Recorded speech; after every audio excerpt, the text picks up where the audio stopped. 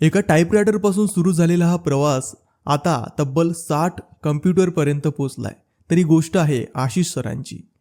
तर सन 1980 टाईपरायटरच्या ठोक्यांमध्ये भविष्याची स्वप्न उमटवणारे रामचंद्र वराडे यांनी मलकापूरमध्ये श्रीकृष्ण टायपिंग नावाने एक टायपिंग क्लास सुरू केला. तेव्हाच्या काळात टायपिंग ही एक कौशल्य होती जी सरकारी नोकरीच्या दारापर्यंत नेणारी शिडी होती. दुसरीकडे त्यांचा लहान मुलगा आशिष शिक्षणासाठी जळगावला गेला. शिक्षण पूर्ण केलं आणि चांगली नोकरीही लागली. पण नियतीच्या खेळाला कोण रोखू शकलं? अचानक रामचंद्र सरांना अटॅक आला आणि या धक्क्यामुळे टायपिंगचा क्लास बंद होण्याची वेळ आली. पण हे ऐकताच आशिष सरांनी एक धाडसी निर्णय घेतला, जॉब सोडायचा. हा निर्णय सोपा नव्हता, पण त्यांच्या पाठीशी होती त्यांची पत्नी. त्यांनी त्यांचा हात घट्ट पकडला आणि म्हणाल्या, आपण एकत्र करू शकतो. सुरुवातीला लोक हसले, टोमणे मारले. चांगली नोकरी सोडून टायपिंग क्लास मूर्खपणा आहे. पण पत्नीच्या पाठिंब्यामुळे आणि स्वतःच्या आत्मविश्वासामुळे आशिष सर खचले नाही. त्यांनी श्रीकृष्ण टायपिंग पुन्हा सुरू केलं. केवळ टाईपरायटर नव्हे तर संगणक युगाची सुरुवात केली.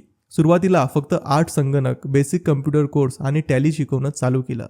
तेव्हाच सरकारने एक मोठा निर्णय घेतला, टाईपरायटर बंद आणि संगणक टायपिंग अनिवार्य. हा निर्णय श्रीकृष्ण टायपिंगसाठी टर्निंग पॉईंट ठरला. विद्यार्थ्यांची गर्दी वाढत गेली. आधी जिथं 8 संगणक होती तिथं आज 60 संगणक आहे. दिवसातून तब्बल 12 बॅचेस चालतात. आज श्रीकृष्ण टायपिंगमधून शिकलेले विद्यार्थी मंत्रालयापासून पंचायत समितीपर्यंत सरकारी सेवांमध्ये कार्यरत आहे. आज श्रीकृष्ण टायपिंगच्या यशामागे आहे तत्व, व्यक्तिगत लक्ष, बायोमेट्रिक अटेंडन्स, बस पासची सुविधा आणि तंत्रज्ञानाचा अचूक वापर. आजही जर आशिष सर बाहेर गावी असले तरी त्यांना क्लासमध्ये काय चाललंय याची पूर्ण माहिती असते, कारण ते चालवतात डिजिटल नजरेने.